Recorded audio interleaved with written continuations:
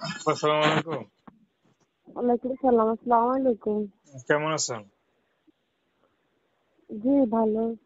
নাম কি আপনার? আমার নাম জান্নাত। তো জান্নাত আপু কি করেন? বাসা বাড়িতে কাজ করি। বিয়ে শাদী হয়েছে?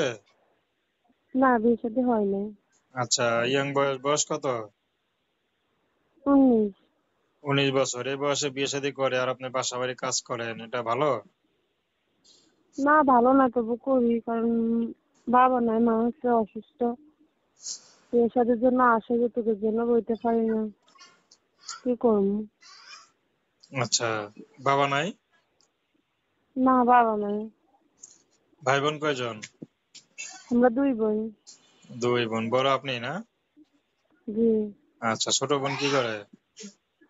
পড়ালেখা করে। খরচ কি আপনিই দেন? জি, আমার ছাড়াই তো হয়। আচ্ছা আচ্ছা, তো আপনি তো বিয়ে শাদী করবেন নাকি সহযোগিতা নেবেন, কোনটা? না, বিয়ে শাদী করবো। কেমন মানুষ পেলে করবেন? আমার কোনো পছন্দ নাই, যেরকম মানুষই হোক।